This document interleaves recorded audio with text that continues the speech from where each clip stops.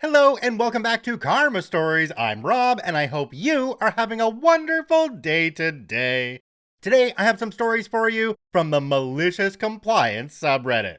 Today, before we start, I need to single out everybody who's listening on Spotify or watching the videos on Spotify.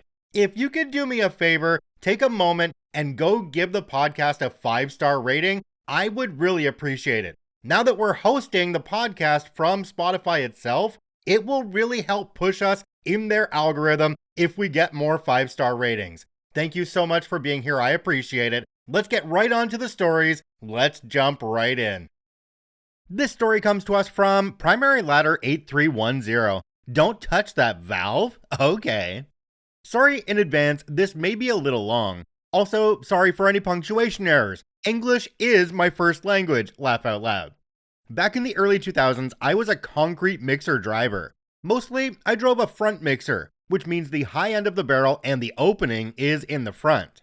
Because the driver has so much control over the concrete pouring operation, while I pour, I can start or stop or control the flow. I sit rather high, so I can better see the job site. I can also easily move the truck while pouring, and I can hydraulically move the chute left, right, up, or down. So they are more desired. Mostly because the crew receiving the load can use less people than with a cheaper rear truck.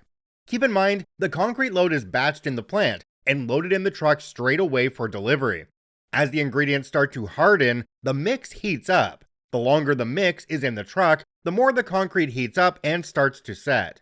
Two ways to slow this down is to slow the rotation to the slowest speed, reducing friction, and add water to cool the load. Typically, you want to pour the load within an hour of being batched. One day, I poured a job and ended up with about 4 cubic yards of concrete left over. Normally, I would take this back to the yard and pour it in large block forms to make large 1 cubic yard interlocking bricks to be sold for retaining walls. However, this day there was a contractor close by where I was that needed a little more concrete to finish a basement floor in a new construction home. Great, thanks dispatch. We have a truck not too far away from you with extra concrete that will sell to you at a discount. Contractor agrees because it saves him money, and he does not have to wait. So I head there. Once on site, I set up really quick, check my load, and add water as needed to get a good flow. I pour for a little bit, and the contractor asks for more water. Here's the thing. My load is over 2 hours old right now, and it is heating up fast. It needs more water more often to remain fluid. The water evaporates out quickly and the concrete gets thicker. Each of our trucks carries 300 gallons of water used for the concrete and cleaning the truck when done.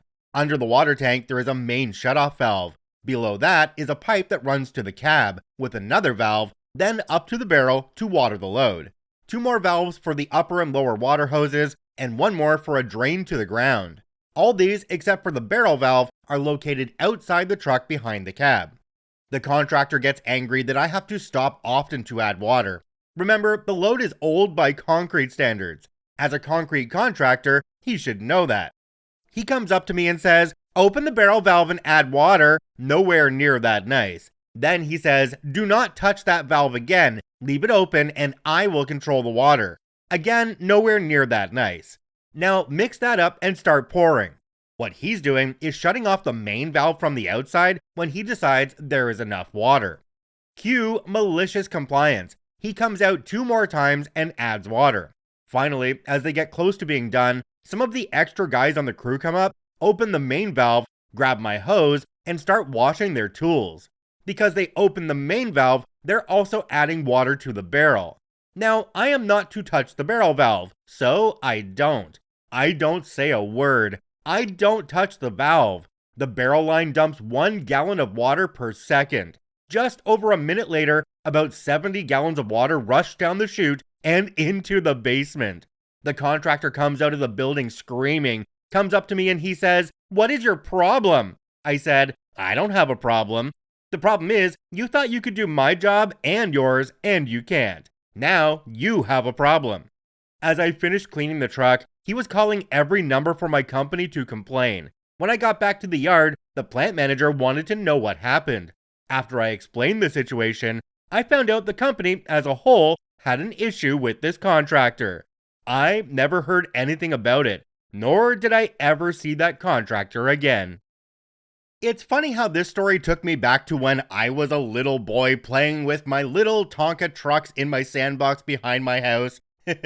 Learning about concrete mixers today and how they work and all the stuff involved with them was pretty cool, I've got to admit. I really enjoyed this story. It was a bit fluid at the beginning, but then it kinda set up nicely and became a very solid story. This story comes to us from Imaginary Fact 3486. Want your dogs to be off leash in the park? It would be a shame if they escape.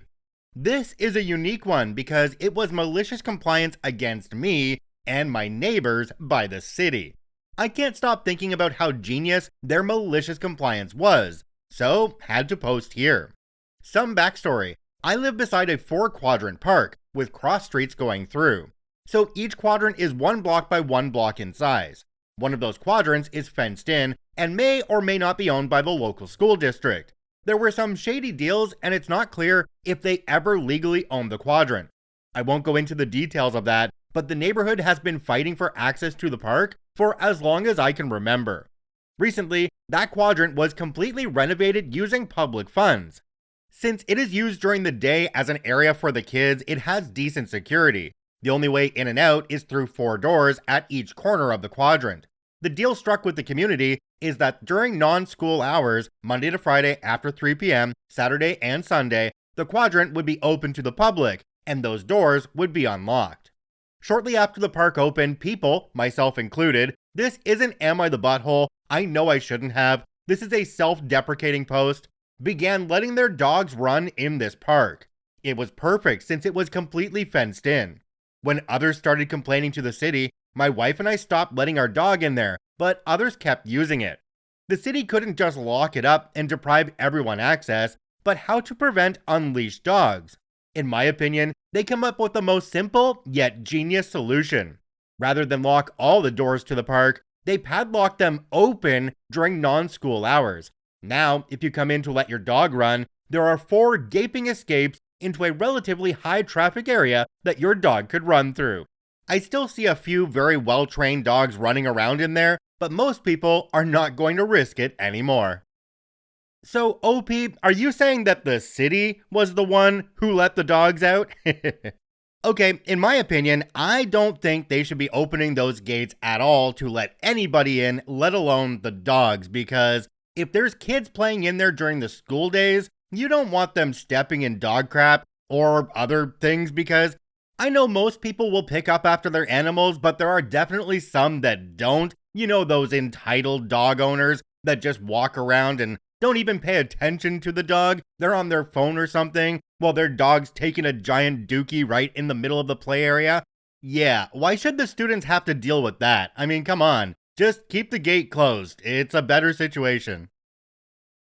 This story comes to us from No Strike 7448. Customer complained I was rude. So a couple weeks ago, my boss gave me a talking to.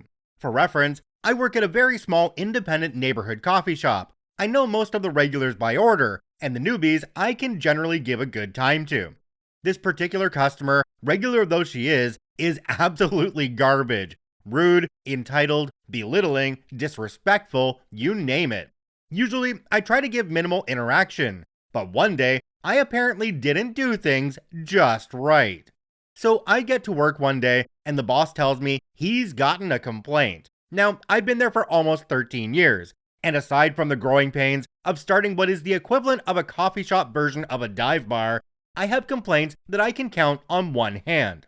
Anyway, he goes on to tell me that a customer has complained that I've been rude or dismissive, etc. I say, okay, I will definitely be mindful of things with this customer moving forward. Cue malicious compliance. Every single time I have seen her since, she gets the absolute over-the-top Stepford barista treatment. Think June Cleaver ratcheted up to 13. Just pouring on the Midwestern nice like a thick saccharine soup. I've been doing this for at least 2, maybe 2.5 weeks. And believe me when I say that it drives me absolutely out of my mind to do it. It takes so much energy to treat this human this way. Except today. Today, I gave her the exact same treatment as I have been. Except today, she made a crucial error. She let it slip that the way I talk to her is irritating. When I tell you I haven't had such a rush of happy brain chemicals in almost a decade, it's not a lie. And now that I know it annoys her, it'll keep happening. Because now, it's not going to take excess energy to do it. Now, it's fueled by spite.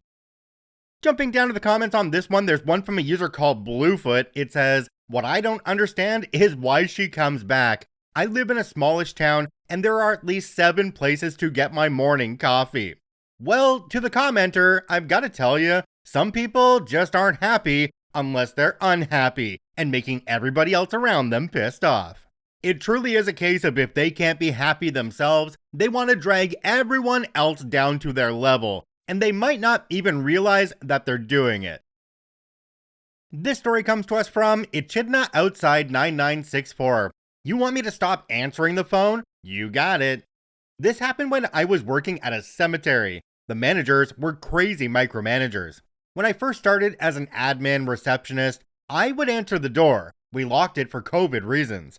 Answer the phones and transfer to others. I would also help the family service advisors with their scheduling.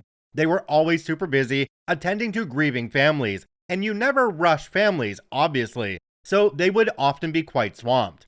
We then had a team meeting where I was personally called out for not doing my job.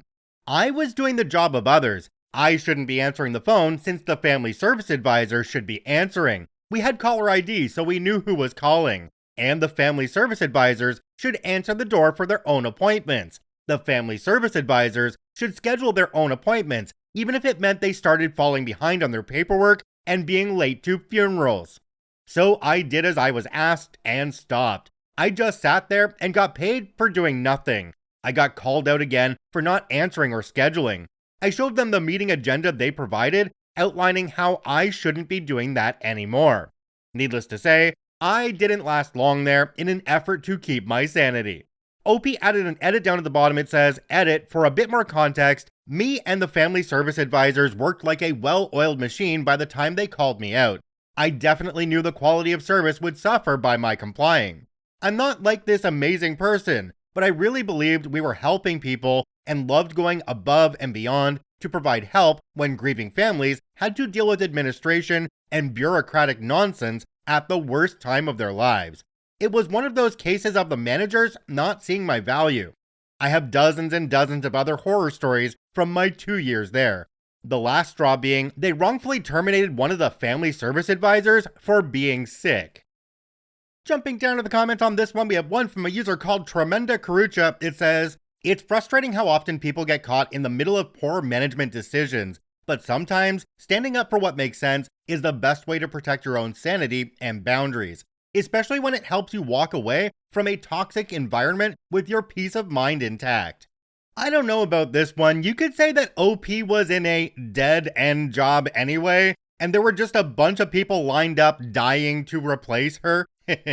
But then they'd realize that they'd all be buried in paperwork and have to deal with stiff management. I don't blame OP for having some grave concerns about the management, because I think if I were working for them, it would be the death of me. This story comes to us from No Bait. "Want pictures of all the transactions and deposits? You got it." Once upon a time, I worked for a boss who would try to passively micromanage my work. For context, I was the manager of multiple locations, and I would handle everything that is related to the store: the cash, vendor invoices, profits, and everything in between. When I first took up this position, they expected me to learn everything on my own. No proper training, no one to reach out to if I was stuck at something. However, gradually, I picked it all up and mastered every single entry and transaction. When this manager started seeing my progress, he started asking me all the unnecessary whys and how come this and how come that. He then started questioning my accounting and said, "From this point on, I want pictures of all the transactions you handle." Say no more. For the next few months, I would bombard his phone with every little transaction detail and tag him in everything that I was doing. If something's not taken care of and the upper management questions me, I'd simply say, "I asked my boss, but he never responded." Eventually, This boss called me one day and asked me to stop sending him pictures because his new phone is now lagging due to low storage, and he has to spend a lot of time deleting those thousands of pictures. I know this is not even close to some of the posts here, but malicious is malicious, I guess. Thank you for reading. This boss never responded to anything that OP sent them, and then they contacted OP when their phone started lagging. Anybody want to make a bet that the boss never even looked at a single one of those messages from OP until their phone started slowing down? Can we also acknowledge the fact that OP was being required by their manager to send financial records and other things that should be secure in pictures on a phone to their manager's phone? Yeah, that's not secure at all. This story comes to us from Bidu Simp 1. Just zip up your pocket. This is a really minor case of malicious compliance, especially compared to some of the stories here, but I find this really funny and I wanted to share it. I was having a conversation with my mom in the car and I needed to get my phone out for something. It took me about 2.5 seconds longer because I always zip up my jacket pockets. Mom started teasing, kind of berating me for being so anxious that I need to zip my pockets every time, and that I really don't need to as she never zipped her pocket and her phone always stays put.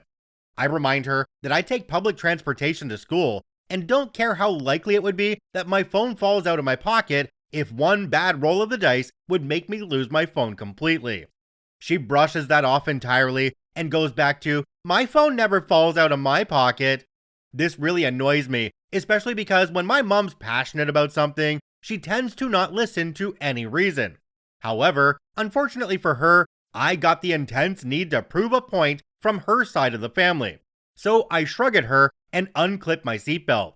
The following conversation went on as so. "What are you doing? Put your seatbelt back on." "Why? It's not like you're going to crash." "That doesn't matter. Put your seatbelt back on." "But I drive with you all the time, and I've never once actually needed the seatbelt." My mom glared at me for a few seconds, zipped up her pocket, then told me to put the seatbelt back on, which I did. So I'm not sure if we should be calling this one malicious compliance or malicious education. This is the kind of story that OP can bring out at any kind of family gathering just to make mom a little bit embarrassed and make OP seem like an absolute boss. Alright, I think we'll end this one here. If you enjoyed this episode, make sure to give us a follow on your favorite podcasting platform. If you're on Spotify, a specific call out to you guys, could you jump on there and give me a 5-star rating? I would really appreciate it. If you're on YouTube, make sure to hit that subscribe button and drop a like on the video. It really does help us out. I thank you for watching and listening. I hope you have a wonderful day, and we'll see you tomorrow.